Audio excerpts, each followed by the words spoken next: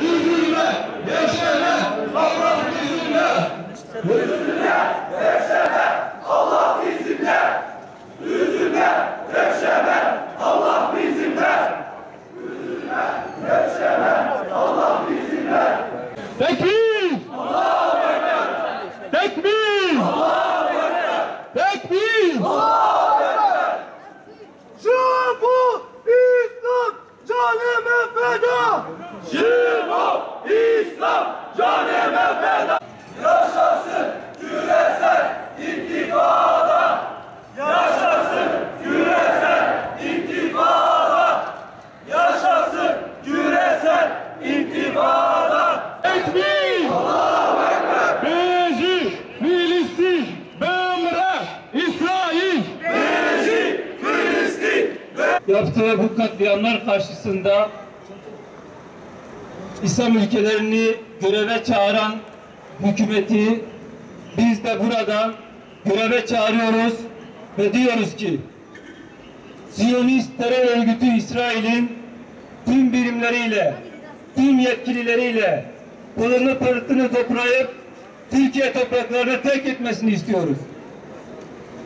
Kürecik'teki füze kalkanı üssünün Adana, Maraş ve Antep'teki Patriot rampalarının sökülüp atılmasını istiyoruz. Irak petrollerinin Türkiye üzerinden İsrail'e taşınılmasına son verilmesini istiyoruz. Terör örgütü İsrail ile yapılan tüm ticari anlaşmaların ebediyen tekrarlanmamak üzere yırtılıp atılmasını istiyoruz. Terör örgütü İsrail Ankara'dan kovulmadan Filistin'deki işgale son vermeyecektir. Terör örgütü İsrail İstanbul'dan kovulmadan Filistin'deki işgale son vermeyecektir.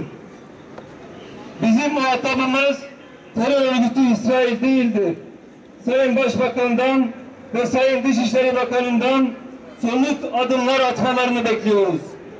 Bağırıp çağırarak, terör örgütü İsrail'i kınayarak ya da lanetleyerek konuşmasınlar. Biz gaza alınacak bir topluluk değiliz. Uluslararası siyaset hamasi lütuflarla değil, yasalarla, anlaşmalarla, yaptırımlarla işler.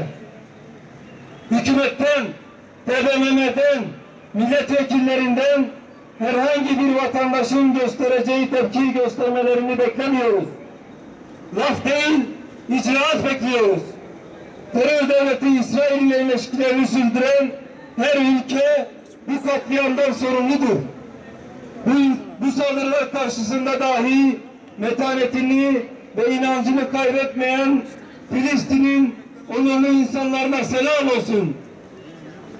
1948'den beri yaklaşık 70 yıldır, hatta 1917'den beri yaklaşık 100 yıldır ABD'nin, İngiltere başta olmak üzere Avrupa'nın desteğiyle, birinin Hitler'in silahlarının desteğiyle Müslümanlara saldıran terörist İsrail bir türlü hedefine ulaşamamıştır.